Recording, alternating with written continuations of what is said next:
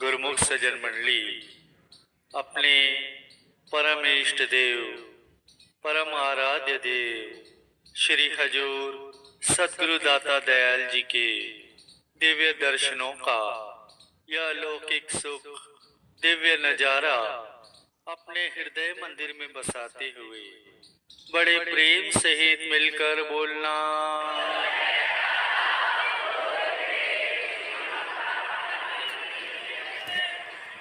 गुरुमुखों, कहते हैं कि जिसके दिल में जिस वस्तु के पाने की सच्ची और दृढ़ लगन जाग उठती है, कुदरत की समस्त शक्तियां उसकी सहायक बन जाती हैं।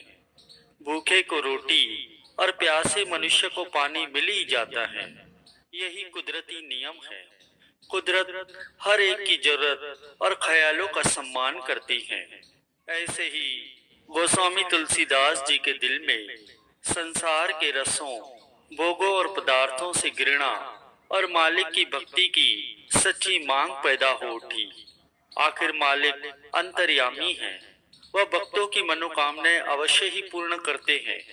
मन ही मन में तुलसीदास जी को मालिक की प्रेरणा हुई, जिससे वह तुरंत ही काशी से विदा होकर सुकर क्षेत्र की तरफ चल दिए।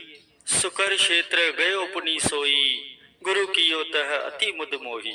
गुरु की अति सेवा तय ठायो, रामायण अध्यात्म ही पायो। वहां से फिर वराह क्षेत्र को चले गए। वहां उनको गुरु का मिलाप हुआ। बहुत प्रसन्न हुए और गुरु की अति श्रद्धा प्रेम से सेवा की। तब उन्होंने अपने गुरु से रूहानी उपदेश को पाया। वास्तव में देखा जाए तो गोस्वामी तुलसीदास जी को भी उसके मालिक ने उसकी स्त्री के वचनों द्वारा जगा दिया था। वह जाग उठे थे, अपने कारज की खोज में फिर गुरु को वीडियो लाइक करना, सब्सक्राइब करना प्लीज। बहुत मेहनत से मैं सब्सक्राइब बनाता हूँ। वीडियो लाइक कर देना, सब्सक्राइब कर देना। फिरने लग गए थे। जिसके दिल में जिस वस्तु की सच्ची मांग होती है, वह उसे मिल ही जाती है। मालिक की प्रेरणा से फिरते फिरते वराह क्षेत्र की भूमि में पहुंचे। दिल में गुरु के पाने की लगन जोर पकड़ गई थी। वह गुरु की खोज में इस प्रकार प्यासे फिर रहे थे, जैसे पपिया स्वाति बूंद के लिए तड़पता है। वह गुरु के वचन रूपी स्वाति बूंद के पपिये के समान प्यासे थे। आखिर महापुरुषों का मिलाप हो गया।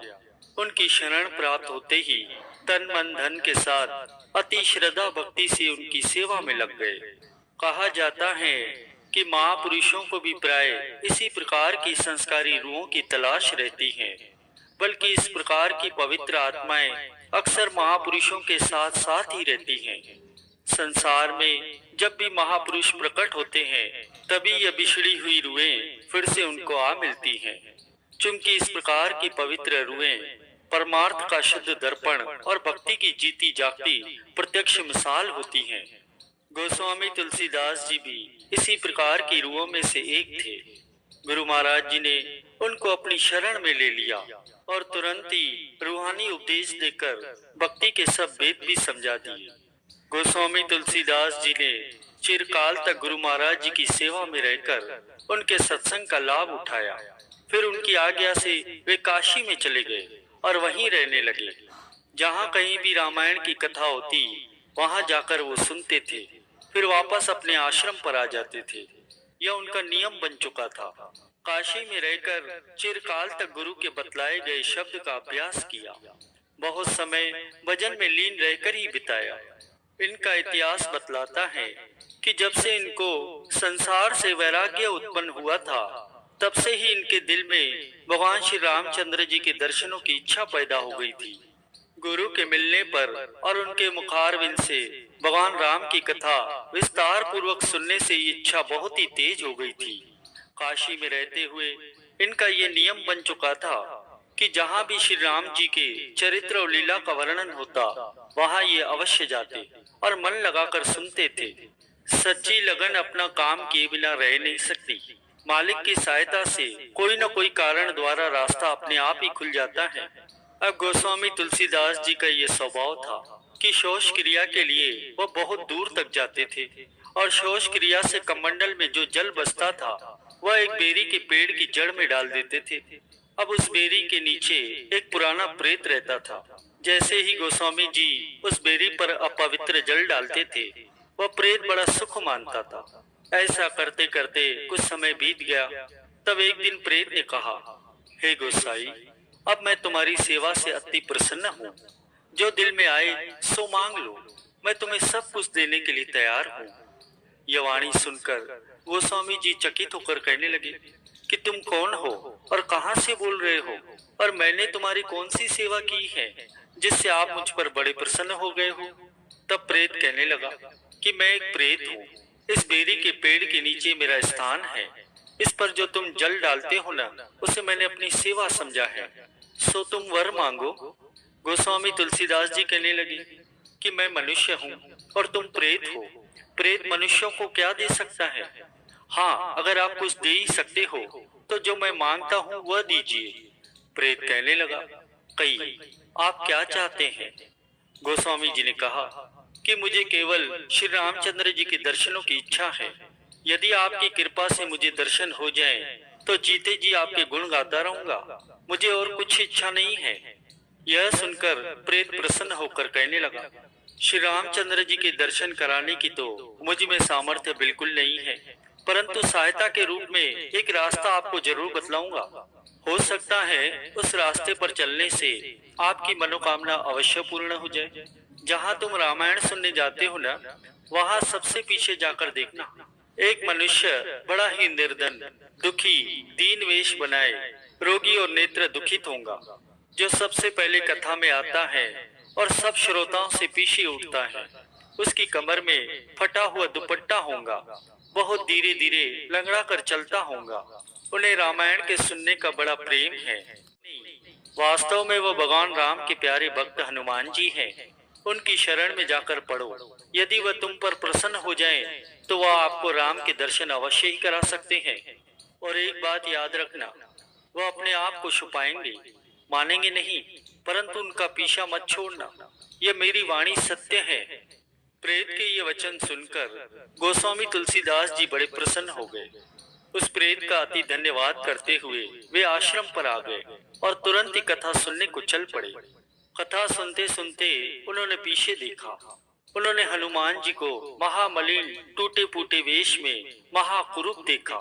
नेत्रविहीन भिखारी के समान दूर बैठे थे, जैसा कि उन्हें प्रेत ने बतलाया था। जब कथा समाप्त हो गई, तब सारे श्रोतागण अपने अपने घरों को गए। तुलसीदास जी कुछ समय तक वहां बैठे रहे। जब हनुमान जी जड़ मूर्खता सा आकार किए हुए वहां से उठकर चलने लगे, तब एकांत में मौका पाकर तुलसीदास जी ने दौड़कर उनके चरण ही पकड़ लिए। तब हनुमान जी ने उनसे कहा कि अरे कौन है? छोड़ छोड़, मुझे मत छू।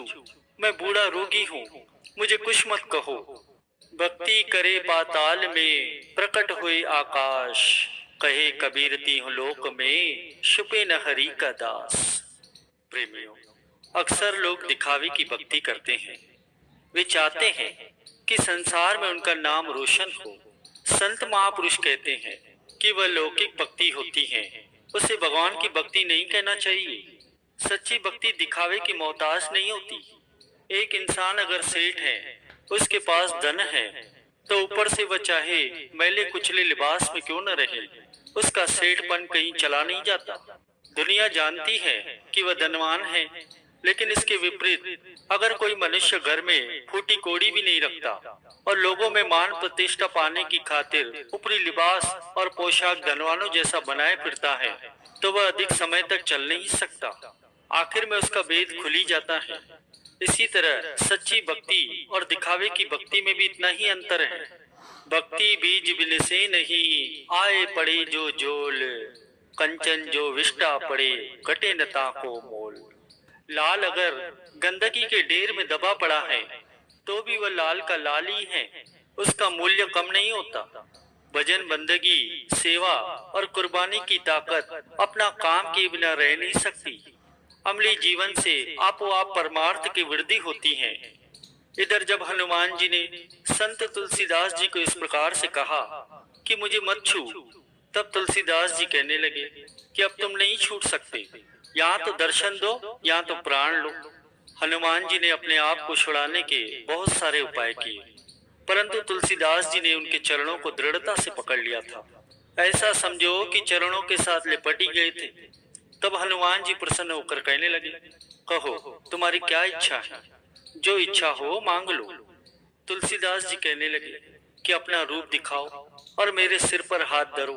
मुझे और कुछ इच्छा नहीं है, केवल भगवान का दास होना चाहता हूँ। मुझे भगवान श्री राम के दर्शन करा दो, क्योंकि आप हर प्रकार से समर्थ हैं। कबीर मन निर्मल भया, जैसे गंगा नीर, पाशे लागा हरि फिरे, कहत कबीर कबीर। भगवान सदा भक्तों के अधीन रहते हैं। जैसे एक गाय अपने अनजान बछड़े के पीछे पीछे फिरती है, ऐसे ही भगवान अपने प्यारे भक्तों के पीछे पीछे फिरा करते हैं। यह वेद की बातें हैं, जिनको सच्चे भक्तों और सच्चे सेवकों के दिमाग ही समझ सकते हैं। आम दुनियादार की समझ में इन बातों का आना बड़ा कठिन है। सेवा से मेवा मिलता है, कुर्बानी के बदले कुर्बानी मिलती है। सेवा और कुर्बानी से जो मालिक की प्रसन्नता उतरती है, उसको तो वह ही जाने जिन्होंने सेवा और कुर्बानी की है। दुनिया भक्ति का दावा तो करती है, परंतु भक्ति के भेदों को नहीं जानती। इधर जब तुलसीदास जी ने हनुमान जी के चरणों को दृढ़ता से पकड़ लिया, तब हनुमान जी ने अपना रूप दिखाया और तुलसीदास जी से कहा कि हे चतुर तुलसीदास जी, तुम चित्रकूट को चलो, वहां तुमको सुखमय राम के दर्शन होंगे। ऐसा कहकर हनुमान जी ने अपना रूप ही छुपा लिया। तुलसीदास जी अपने आश्रम में आए और कुछ दिन के बाद चित्रकूट को चल दिए।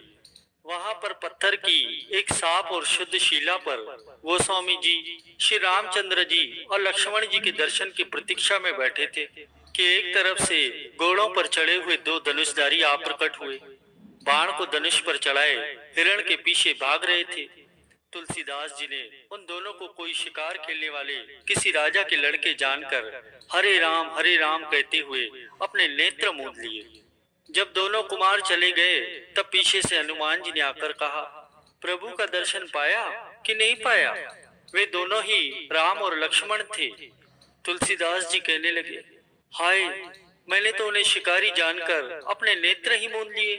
हे महावीर, मेरी अभिलाषा पूरी नहीं हुई। जैसा कि आपने कहा था वह पूर्ण करो।